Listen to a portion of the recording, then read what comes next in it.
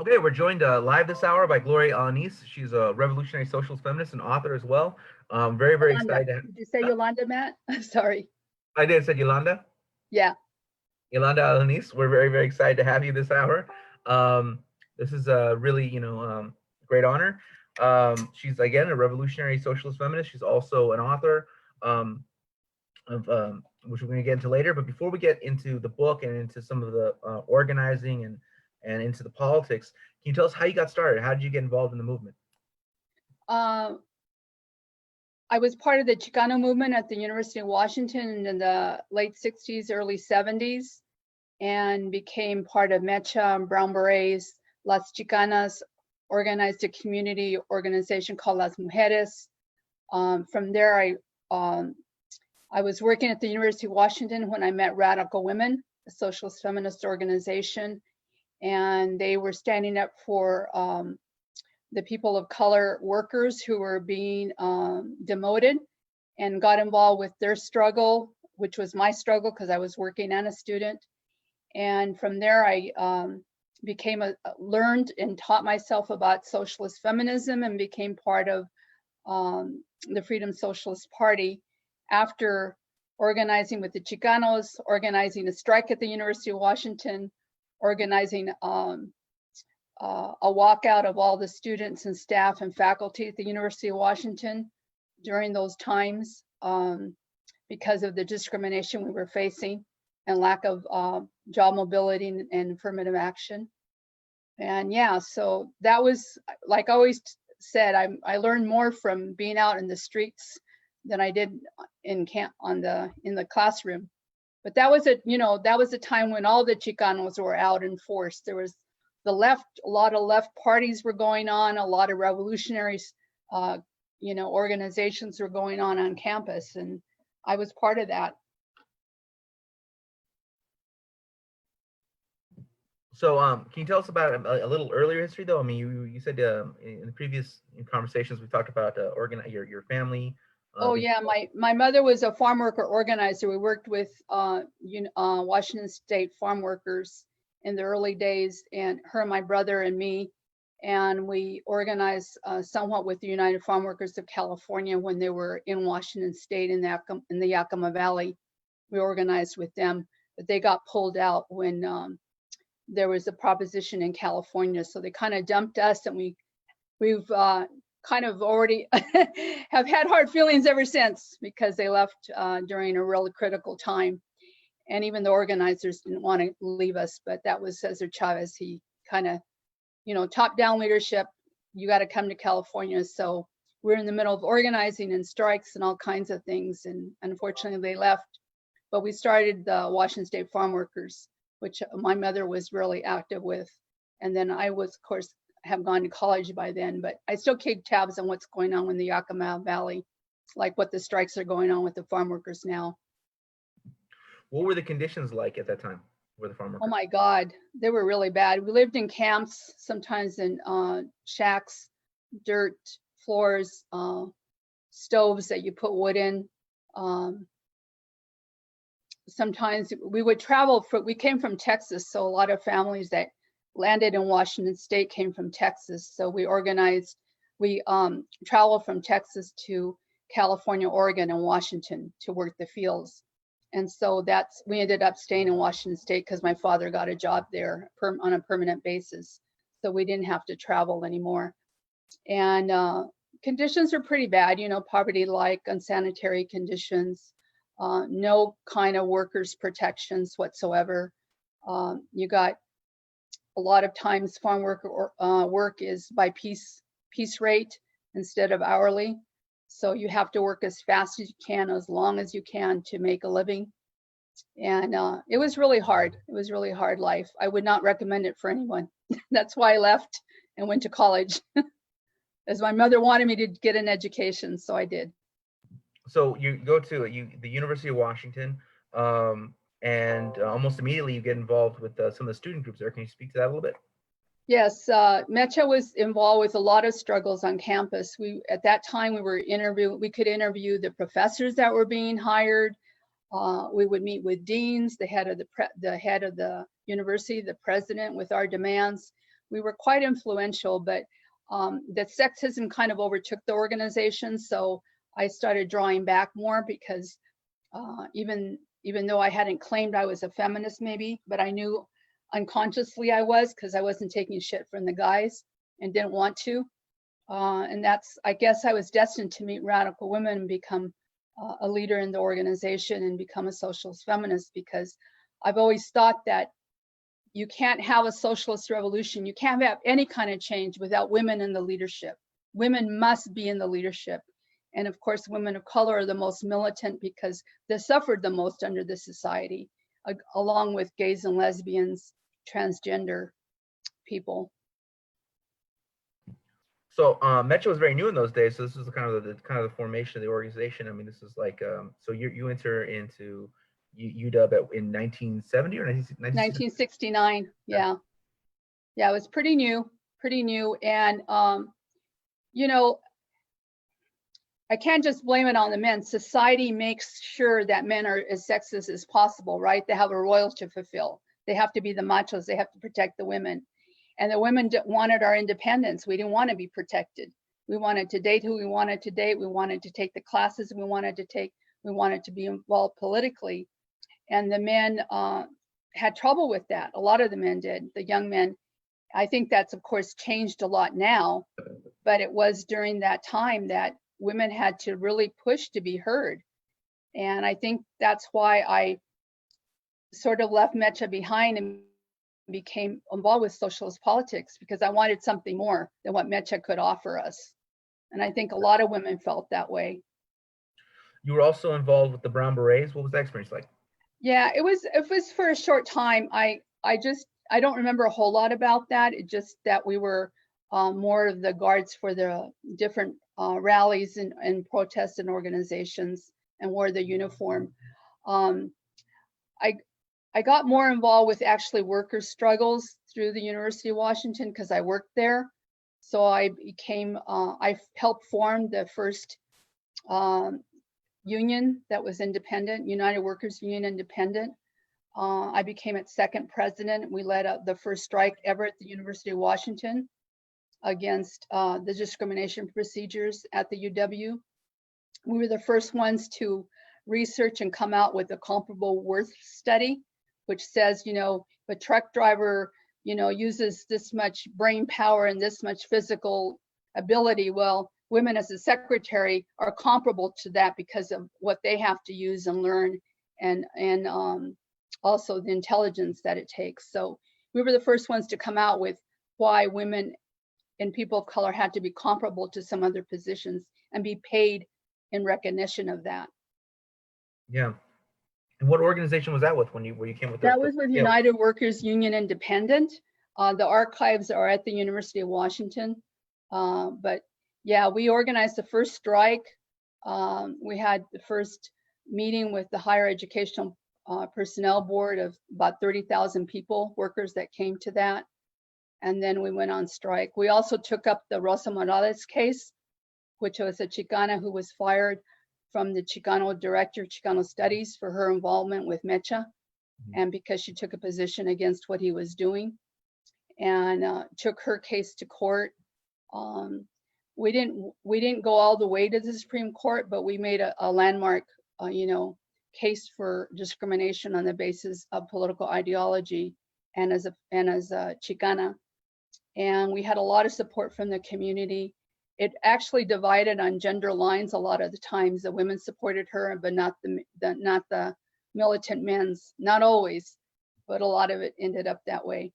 And of course, that's when I learned about class lines. That was at the University of Washington when we were on strike, the whole Chicano staff and faculty. And there were some maneuvers behind the door by faculty with the president. And then before we knew it, the strike was called off and the students and staff weren't even consulted. And so that kind of brought me to a consciousness of how class divisions are used in society. It's not just about solidarity by color. You have to realize who's in allegiance with whom. And at that time, the faculty were more aligned with the president.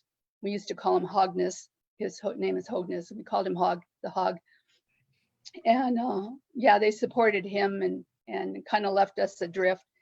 They've always resented the fact that I bring that up, but you know, that's history. That's what happened. You learn from it. You don't run from that history. You learn from that history. You're unified by class, not by solidarity of one's color.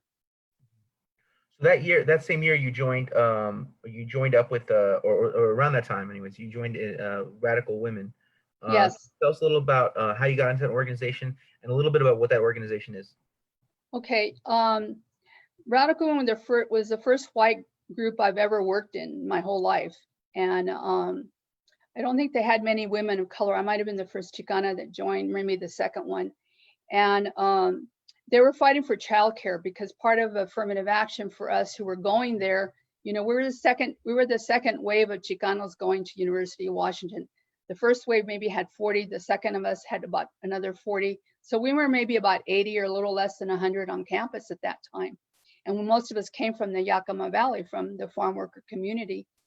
And we saw childcare as essential to us being able to go to school and part of affirmative action. So every year we would have to fight for those little measly funds to be allocated from student funds to childcare services so we could go to school while they were building, you know, rocks that climbers could climb and new tennis courts and all that.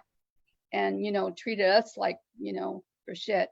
So we had to always fight for that. And Radical Women really put up a fight for childcare. And I was really impressed with how they organized, with their strong leadership, not backing down, and how they saw socialism integrated with feminism. I mean, that was the first time I ever heard that, you know, that term of socialist feminism, that you can't have one without the other. And it was mind blowing at that time. You know, now everybody kind of uses the term, but it was really Radical Women and the Freedom Socialist Party that coined that phrase, and also the founders of Radical Women, which were Claire Fraser, Melba, and Gloria Martin. Yeah. So you graduate. Can you tell us a little bit about what you do afterwards and the Hispanic Association of City Employees in Seattle? Yeah, well, with the Hispanic City Employees, I became a city employee and was there for about 15 years before I moved to LA. And we saw a need for the Hispanic employees to be represented. We didn't like the term Hispanic, but, you know, that's the federal term at the time we used it.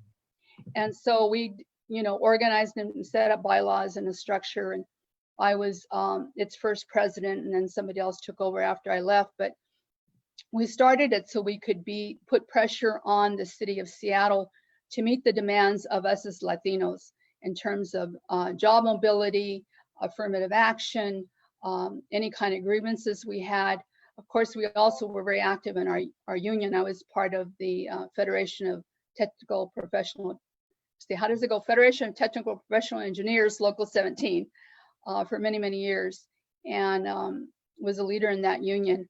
And so we had a role because the Blacks had their own organization, and we felt that it was important for us to have an organization that we could negotiate, bring things up to the city administration on our behalf.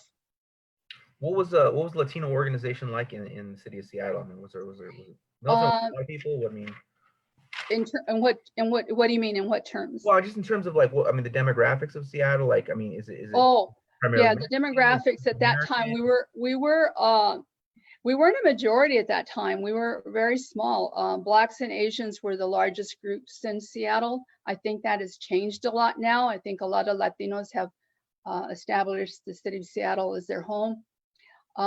You could go, like I say, you could go months without speaking Spanish, and that's why I wanted to move to LA.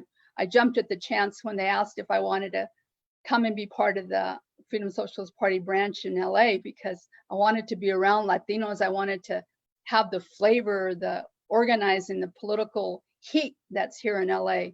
So yeah, so I came here in 1996, something like that.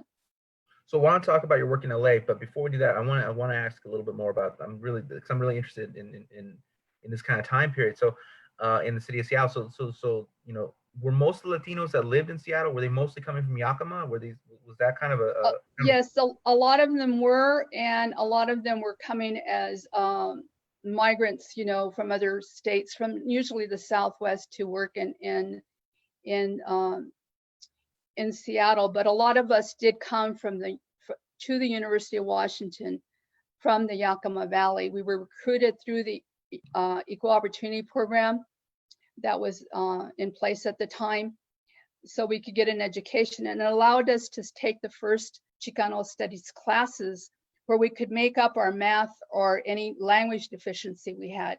Because a lot of us, like I was, never told about college or never, steered in that direction. I was going to be a great secretary. I learned how to type, 100 words a minute. I learned how to take shorthand at 105 words a minute. I learned all the office machines. And so when a teacher said to me, "Oh, Yolanda, you're going to be a great secretary," I thought that was such a compliment, because I was going to get out of the fields, right? Forever. But that wasn't really a compliment. The compliment should have been, "You should go to college. You should go to university." So we were recruited to go to university. And a lot of Latinos did stay at the UW in Seattle area to start their own organizations or work there. But many did go back, became teachers, principals, real leaders in the Yakima Valley community. And I'm from Sunnyside, Washington, which is about 50 miles from Yakima. So where a lot of the farm workers live now, which are mainly from Mexico, the ones that are working there now. So what were some of the defining struggles that you were involved in in that 15-year period? At the UW? No, at the 15-year period when you were working with in Seattle with the Hispanic. Oh, with Seattle. Oh, I think a lot of it was around. Well, Seattle is really well known for its labor movement. It's a very strong labor movement. So a lot of my activity was in the union. Again, around affirmative action, FSP did an ordinance to cover no discrimination based not only on race and gender, but also we added political ideology. So we were able to use that later on when Clara Frazier sued the superintendent of City Light. We were able to use that ordinance to our favor. So we did a lot of legislation work. We did a lot of protective legislation work at the Capitol. We worked on, I personally was involved with every year with the Martin Luther King organizing. We did a lot of work with like I called Mujeres, with the Chicana organization. We did some work with El Centro de la Raza. We did a lot of work with Native Americans. My organization, I'm proud to say we were part of the fishing rights struggles in the Northwest, and worked alongside many of the Native American leaders there. And our organization has a proud history with Native American rights. Yeah. Gay and lesbian rights came early on. It was very much a no-no in the Chicano community. So that was, we kind of broke that. A story I'll tell you real quick. We went to El Centro de la Raza, and Roberto Maestas was the head of the Centro. He's passed on now. He had some good politics, but he was a Stalinist, a very sexist man in a lot of ways, with some good politics. He supported the Rosa Morales case. But we were doing a gay symposium at our hall down in South Central of Seattle, and we wanted to put a poster up that say "Gay Symposium." And Roberto said to me, "Yolanda, we have no gays in the Latino community, the Chicano community. Forget that. You can't post that poster." And I said, "Are you sure? Are you sure, Roberto?" And of course, I wasn't a lesbian at the time, so I couldn't have said I'm a lesbian, because it wasn't true at that time. Even though later on in my life, of course, I chose that for myself. But I knew of other Latinas who were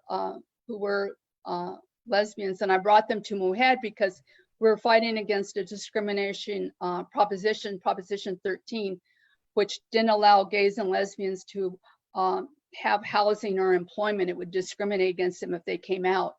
So we were against that. And the Chicanos, some of them were very Catholic and didn't know what to think about that. But we presented the case as a civil rights case. You know, even though it's not your personal thing, like abortion may not be your personal thing, you shouldn't deprive it from somebody else. They shouldn't lose their housing or employment from it.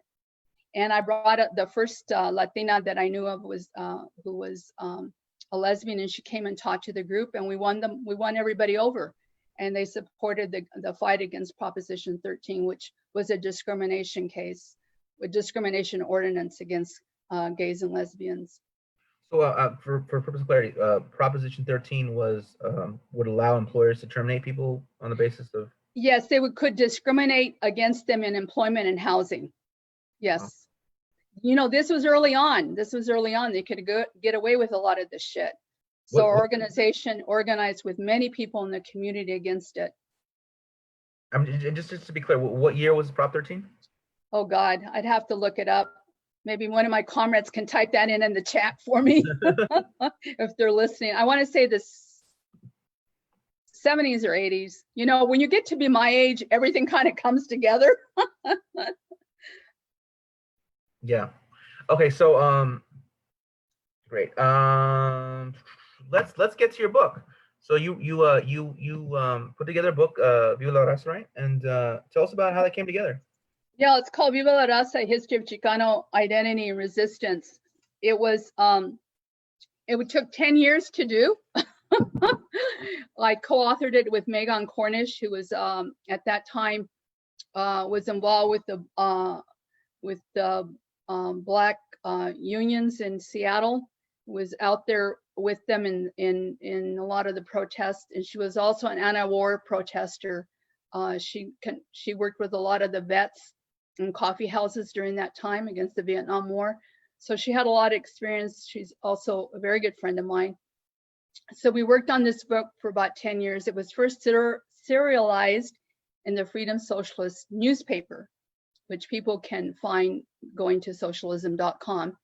And just to take a plug for our newspaper, we've covered many, many issues, including this book. Before we put it in this book, we had articles about the Chicano struggle, breaking it really down, you know, feminism, gay, the CIO, the Communist Party, organizing of the farm workers, you know, just we covered the left, we covered everything. Rudy Acuna wrote the introduction to my book, bless his heart, which everybody knows who Rudy is. But so it was, when we published it, we did a lot of tours around the book, and I couldn't have done it without Clara Fraser, who founded the Freedom Socialist Party. She was one of my main editors, and then Helen Gilbert, who was the publisher of Red Letter Press, helped put it out, and was also an editor. Bless her heart.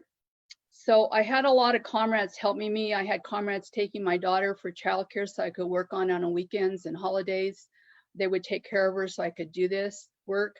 I would take my vacations and write on it. For 10 years it took to do this book, and I'm very proud of it.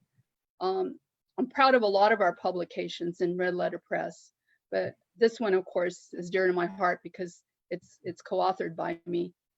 Right. But basically it deals with, I didn't say what it deals with. It deals with the national question, because at that time it was, and I think it crops up at different times, in terms of whether Chicanos are a nation or not, like Native Americans. Are we a racially exploited like African Americans, like Black Americans in this country? And so it takes that, and from a Marxist point of view, we analyze that question. We make arguments. Basically, we took historical data and make the arguments against it, because the historical data and the material conditions prove that Chicanos are not a nation, even though we have aspects of nationhood, like our own common language. Well, it's now English more than Spanish, and we have a common culture, like a lot of the Native Americans. But we never had a separate territory, even though people want to believe it was Aztlán in the Southwest. It wasn't our land to begin with. It was Native American land. So it wasn't really our land, and we didn't have a separate economical system, which is what Lenin said was a criteria for a nation. We were part of the US economy. We helped build this country along with the enslaved Blacks. We provided the wealth of this country to the capitalists of today. They couldn't have made the wealth that they have today if it wasn't off the backs of brown, Black, and Native American people. Right. No, no, surely they could not have. I don't know. I remember watching this thing on the Simon's Brickyard, and just like the literal cities built on was built up by in the modern period. The city is built by people making brickyards in Montebello. I mean, it's really just it's just really clear and real evident. Um, so so you write the book. You're on tour with the book. So what does that go like? What is that? Oh well, I forgot to tell you, one of the biggest accomplishments I did in Seattle was I ran for city council. Oh, okay. I was the first Chicana socialist feminist that ran for city council and the first employee to run for city council. I had been on the Women's Commission board. Like I said, I'd been involved with a lot of city politics. So I made it from the primary to is it primary, general primary? I always forget. So I ended up running against a white woman who was an attorney. And I ended up going to a lot of the debates, and she ended up not showing up because she didn't think I was a contender. So she got word that I was like taking her through the mud in terms of her not showing up and taking positions and saying what her positions were. So she started sending her her substitutes, and I felt really sorry for them because a lot of them were young white women who didn't know how to debate me. And but I got about 40% of the vote. So I think if I had stayed in Seattle, I probably would have run the seat in Seattle. Of course, now there is a socialist somewhat of a socialist on the city council, but I was the first one to run and got, 40% of the vote, which I thought was pretty damn good. Yeah. But I ran as an out socialist feminist with a lot of the demands that we have today, which is, universal health care, a 40-hour week for 30-hour pay, being promoted, upward mobility, affirmative action, childcare services. And in my article that I wrote for the Freedom Socialists on farm workers in peril, which will be out probably next week, I also talk about the struggle of farm workers in that one, which is very dear to my heart as a former farm worker myself. I'm sorry, you asked the question of where did I do the next? Well, yeah, the question was, what came next after the book? I mean, so the book gets published, and where does the book take you? That's the kind of. Oh, okay. Well, I went to NOX. I went to the National Association Chicano Studies, and gave a presentation there. A few of them. I went to Texas, Austin, Texas, where I stayed with Martha Cotera. Martha Cotera is a well-known historian, archivist. Wrote one of the first Chicana feminist books that there was, and stayed with her and her family, which I was really grateful to. She's still a very long time friend of mine. And so, yeah, I took the thesis basically of the book, whether Chicanos are a nation or not, to different, Chicano and Chicano studies forums. That's where I took it. And Meg and I traveled to many different bookstores, many city, venues to talk about the book when it came out. We have a couple other books that came out, Voices of Color and then Talking Back, which I'm also part of that anthology, which is put out by the Comrades of Color Caucus, which is the members of color that are in the Freedom Socialist Party and Radical Women. We have that book. You can again find them online, Red Letter Press, at www.socialism.com. Right. So you recently wrote an article about the COVID crisis and its effect on farm workers. In it, you talk about the dirty tricks from agribusiness. Can you tell us a little bit about what those dirty tricks entail? Yeah. Well, part of that is the fact that it's a contradiction in capitalism, right? They need cheap labor, but they don't really want to let immigrants in. It's a contradiction because they really need the cheap labor. And but big growers need their hands to do the work. No one else wants to do it. And so they've always had guest worker programs like the Bracero program. Now they have what's called the H-2A temporary visas. where workers can come in like a certain amount of time. I think it's 10 months to work. But they're all herded in. There's somebody in charge of them. They're herded in. They're told where to work, where to sleep, where to eat, and they're in crowded conditions. And in California, it's estimated that 60 to 70% of California's 400,000 agriculture workers are undocumented, and only 10,000 are unionized. So they get exploited, and part of their dirty tricks is big growers will stop at nothing to make, huge mega profits off the backs of farm workers.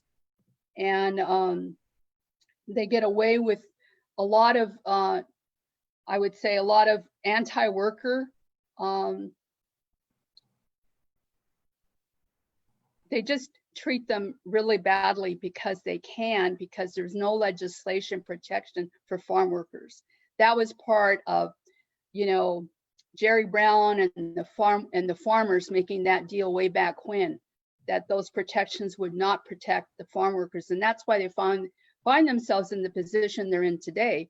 Yeah. So the farmers have always ruled what happens in the legislation around farm workers. Yeah, so right now there's about 20,000 guest workers employed by the H-2A temporary visa program. And the farmers are obligated to provide them housing, transportation, which a lot of times, it's bunk beds and maybe 201 facility, crowded transportation in vans, no sanitation whatsoever, no way to wash their hands.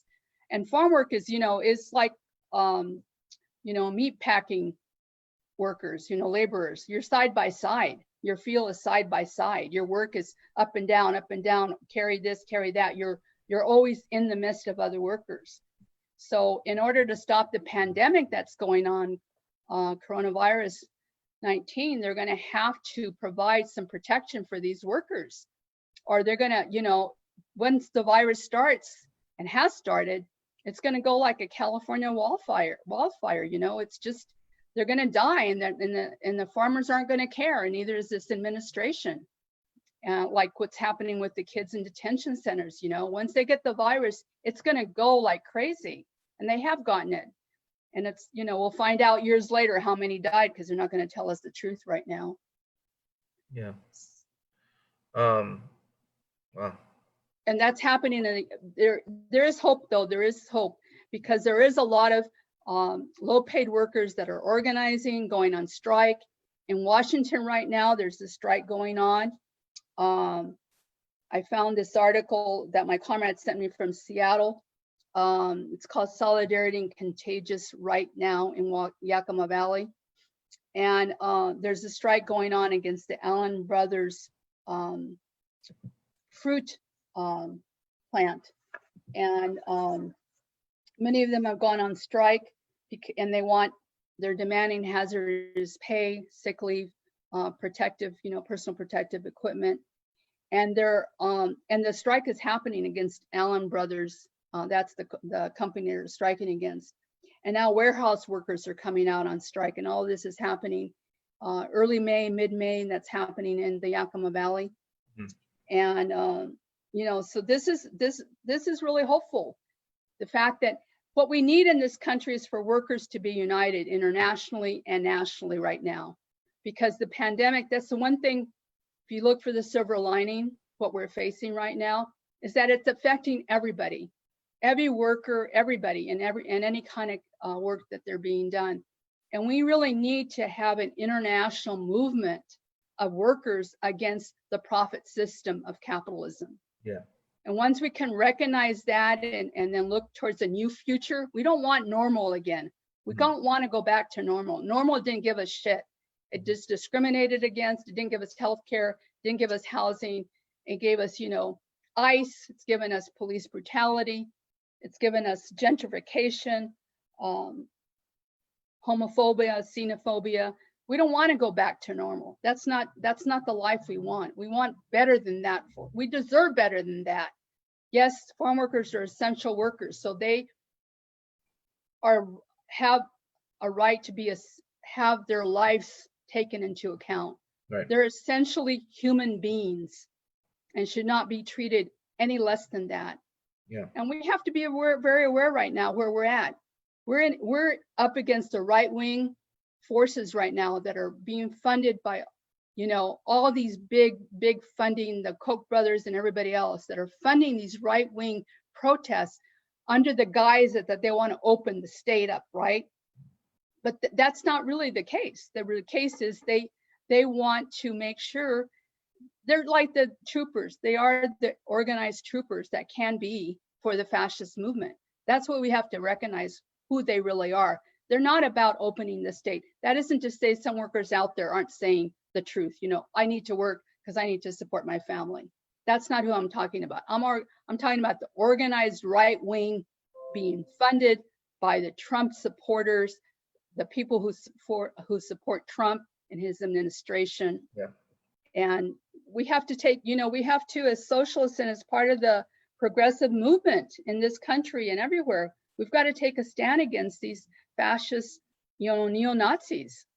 Yeah. I mean, they just shut down thing in Michigan. I mean, Jesus Christ. Exactly. So, for those who might not be familiar, though, can you talk a little bit? The one thing I wanted to maybe expand a little on. There are so many. There's so many labor laws that don't apply to farm workers. Like there's so many things that the farmers are exempt from that is typical. And I mean, capitalism is exploitation. Everyone's getting exploited, etc. But we have fought for certain labor rights and protections, environmental protections, type stuff, child labor, all this stuff. I mean, almost all of this, the farmers are exempt. Can you speak a little bit to just how many? Because I don't think people really know how many things they take for granted just don't apply to farm workers. Right. They have no sick leave. They have, I think the temporary visa ones, they might provide them like a couple of days or something. They make it very hard to unionize the workers. They have no legislative laws about their working conditions and their safety conditions. Like, take my sister who worked, at the Boise Cascade plant. She had to have, toe steel boots. She had to have something that would tell her if there was some chemical in the air. All these things. There's nothing for farm workers. I mean, that's why they were able to get, pesticides. I remember working in the fields and other people working in the fields, and pesticides would fall on us. I'm lucky that I don't have cancer, knock on wood. But my parents did. My parents ended up with a lot of ailments because of the pesticides. Who do you sue? You can't sue anybody because it was rampant during those days. So without a union to protect you, and without other workers supporting you, you're vulnerable. And that's why I say we have a really great opportunity right now with all the low-paid workers that are going on strike, along with the nurses, saying, we need protection on the job. Well, so do farm workers, and we have to make sure that we're talking about all sectors in the working class that need this kind of protection. They shouldn't have to choose between going to work, feeding their families, or dying on the job. They shouldn't have to choose that. And right. Safety was one of the biggest issues. I worked alongside my mom and the farm workers, and one job she never let me do was work in the hops in Toppenish, because the hops were really dangerous. You were on a big platform at the top and you used a big knife at the bottom. She never let me do that job. I could pick asparagus, I could pick grapes, I could hustle my ass down a potato row, all kinds of other work I could do, but she never let me work in the hops because it was way too dangerous. And it's also dangerous for the family. They have no way to keep their family safe. So I remember being in a station wagon while my parents worked in the fields when we were little. We got out of the station wagon. It's hot. We go into a pond. My brother almost drowned from jumping into a pond. My sister and I saved him. My mother never knew because we saved him. We never talked about it. We had family pack. But can you imagine that goes on all the time with kids? Yeah. Kids at that time were allowed to work in the fields. There wasn't any protection for them saying, hey, you got to go to school. Yeah. Matter of fact, they started school late. So a lot of us who worked in the fields in the morning before school, we would get excused from our first period class. So the farmers could have us to work the fields. What does that do to our grades? Yeah. But they would do that. We thought, oh, good, they're giving us a break. They're letting us work. Not really. Yeah, no, definitely, Jesus. Okay, so let's get back to the strikes. So there's a number of strikes in the Yakin Valley, and let's talk about that. So the strike is going on, and what I've been able to read that my comrade sent me is that there is an organization helping the farm workers. It's called Familias Unidas por la Justicia. So I'm sure people, if they Google that, they could help them. And they're affiliated with the Washington State Labor Council and the Community Development. And they're supporting the Allen Brothers strikers, and they're leafleting in the community and doing social media. They've gotten support, and it's spreading. The strike is spreading, like I said, to other warehouse workers, and they're coming out on strike as well. This is all happening in mid-May, and so if people can help them out. Also, in terms of just the demands, I think we just got to remember, I don't know how much time we have left, but we want to be able to support them in getting free health care for farm workers and families. The stimulus package that had passed by the governor exempted, from Congress, it exempted the farm workers. So our governor gave them a stimulus package, but it only was like $500. It maybe could pay the rent, but that's about it. I know Eric Garcetti started a fund that I know my wife's union supported AFSCME, the Librarians Guild. He started a fund to give people, that card, that Visa card that they can charge things on. So that would help farm workers have that. Sick and hazardous pay, sanitary hand washing stations. And I think immediate citizenship. We got to get over this thing about, who's documented and who's not documented. If they want to be citizens, let them be citizens. These borders are a fake border. They were put up by capitalists. And then we need investigation. We need honest, investigation that makes sure that farmers are complying and really helping the farm workers. Because without compliance, they can say, "Oh yeah, I'll do all this," but then who's going to check? Who's going to check that they've done it? Yeah. And so I think one of the things we have to definitely do is be against borders. I'm involved with an organization here in LA that I helped start with, Alliance to Defend Immigrant Rights, and that is one of our demands: is open the borders, full citizenship for those who want it, close the camps, close the detention centers. And some other demands I can't remember right this second, but we've all got a stake in what happens with farm workers, with immigrants, with those who are undocumented, because how they're treated is how they're going to treat the rest of the working class, frankly.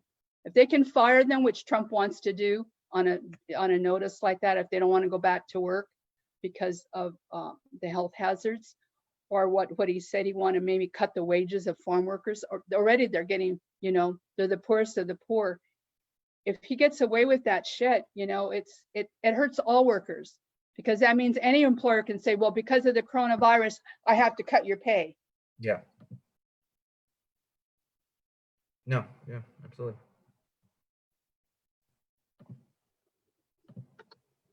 Do you want me to talk about the Freedom Socialist Party? You asked about that, and I didn't do that. I'm sorry. Yeah, no, we could talk a little bit about that. However you want to do it, Matt. Well, so anytime I have anybody on who is Marxist or socialist or I ask them the same question, and it's a question we all know the answer to, but I'm very interested in how people answer, and just because just for posterity, like just the differences that people answer. So this is really it's a simple question, but I'm always interested in how people answer it.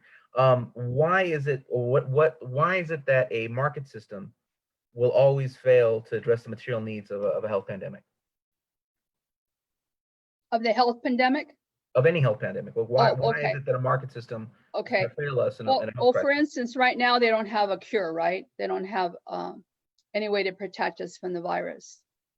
And instead of everybody working together, especially in the US, they've isolated themselves to come up with the first, the word escapes me,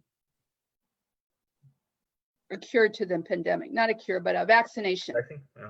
Right. So they want to come up with the first vaccination. Now, why are they not working together? Because they want to be able to sell it to the highest bidder. Just think about that. And that's I think we're at a time where the capitalism is really being exposed. We were already going down the toilet fast. Like my mother said, puro caca. It was going down the toilet fast. The economic system. We were already in deep shit as it was. And so with the virus, it kind of exploded on that level economically, where people now 1 out of 5 in the US is without a job. I mean, that's even hard to comprehend. But so the capitalists want to open up people to go back to work and open the businesses because they're losing money. So if that means like Trump administration or any capitalists, for them it's okay, so people will lose their lives. That's okay, because we need the economy back. But you can't put the economy before people's lives. So this system needs to come up with a way to pay people to stay home, give them the health care, stop rent payments, stop mortgage payments permanently, not where they have to pay it back. The system could do so much more, but it runs on a profit system, so it can't do it, because it's always about them making the most money at the cheapest possible labor cost to them and at the most discriminatory situation as possible. I mean, the reason racism even started in the US, because they had to find the cheapest labor, and they had to find a colored person that they could identify that wasn't white. It's not a scientific description. We're all human beings. But they created that, like they created sexism and homophobia and xenophobia. They created all of that to divide us instead of unify us. And I think we're getting to become more savvy as the working class, that we have more in common than we have, in our differences. But the question now before us is, do we vote for the Democratic Party, which I say no, or do we see ourselves as working people to run our own candidates in our own name for our own issues, and not be beholden to the Democratic Party, who's no better than the Republican Party? And so as a socialist, I want a socialist future, yes. I know when I joined the party in my 20s, I'm 70 now, by the way, I thought the revolution was around the corner. I mean, everybody was in the left movement. Everybody that I knew was part of the socialist, movement, or the Chicano movement, some movement. And I really thought it was going to happen. And I still believe it's going to happen. I do honestly believe it's going to happen. But we have to nationalize our industries. We have to have a centralized economic system. Right now, we have total chaos, total chaos. They're not able to take care of us. It's like Katrina all over again. Yeah. It really is. This society, it's not that they're not capable. They're not structured as a capitalist institution to be able to take care of people. That's the problem. Under socialism, you would be able to take care of everyone and make sure everyone had housing, healthcare, a job. There'll be time for cultural events, for our arts and poetry, which I love to do poetry like you, Matt. We would have time for the arts and not have 2 or 3, jobs that are just killing us, So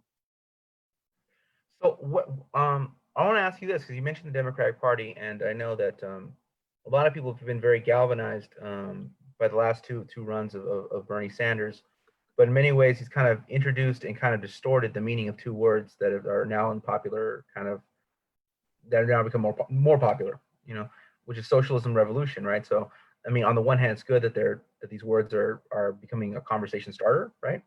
Right. But on the other hand, it's bad because that's not what those words mean, right? Right. So can you speak to that a little bit? Those two Yeah. things. As much as I like Bernie's personality, I think he's but we don't run on personality. We don't vote on personalities. We vote on what people stand for. And he has some of the right, he had some of the right issues, but he was part of a capitalist party. He was still part of the democratic machine. Mm-hmm. And that's why they did it last time to him. They did it this time. He pulled out for the best, best for the party. Why? We got Joe Biden? Really? Please. Terrible. You really need a social, if you're a socialist, means you're anti-capitalist, first of all. If you use it any other way, go back to Marx. That's not what he said. You have to be against capitalism, and you have to be for workers' struggle to overturn the system and institute socialism and nationalize economic centralized economy run for and by the workers. That's it. That's simple. And you can't call yourself, you can, but it's not true, a socialist like Bernie did when you're running under a capitalist party.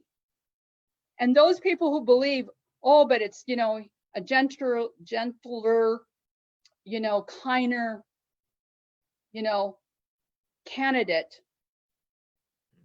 Well, it didn't work for Reagan, gentler and kinder, economic system that, was supposed to trickle down. We've got to face it. The left has to be united with working people and other people who are on the front lines of the workers that are, risking their lives right now. We have got to stand with them, and we have to educate. That's all we've got is our words and our education, our passion, what we believe in, And if we're not out there saying what socialism is and what isn't, how can we expect them to trust us? How can we expect people to willingly come to our side? Right. So I encourage people to, look up the Freedom Socialist Party or any other, socialist party, but look up for the Freedom Socialist Party. We have a fund drive going on for our newspaper. I hope people can donate to that. I wanted to mention that before our time was up. www.socialism.com, just click on donation. Our newspaper is independent. We write it, we research it, we hawk it, we sell it, we put it online. We use a union press. So, it's all us doing the work. And those articles are fantastic, great analysis internationally, locally, nationally. And there's some good articles. Well, my article's going to be in there about the farm workers in peril. Next, it should be coming out very soon. I hope people look into that. But do consider becoming, what we need is future socialist feminists. We don't need to go back to normal. I was seeing on the news just before we came on, their graduation, is going on, and people are giving speeches. The older white men giving speeches of, you're the new future. You're our new future. Well, come on, young people. The new future is a socialist future.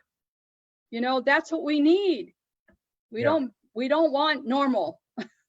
Right. So speaking to the future, though, I mean, I think that, we talk about Bernie Sanders. He's got this kind of recognizable personality, like this kind of older guy. He's real excited, and he's Jewish, likable in some kind of ways. This old Jewish likable kind of guy. But that's not anything compared to what's coming in terms of confusing people and whatever. Because as he retires, the next wave is going to be this group of people called the Squad. And that's going to cause, I think, even more confusion. We have AOC, Omar, Tlaib. I mean, this is the people, and they're going to say, yeah, we're socialists, but we're Democrats. That's gonna be a contradiction. It's gonna be even harder hill to climb in terms of likability and affability.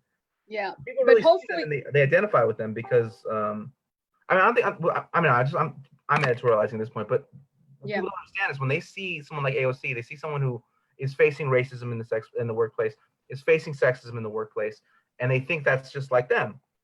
But AOC doesn't work at a high school. She doesn't work at a FedEx. She doesn't work at a field. She works at a place where they bomb and kill people.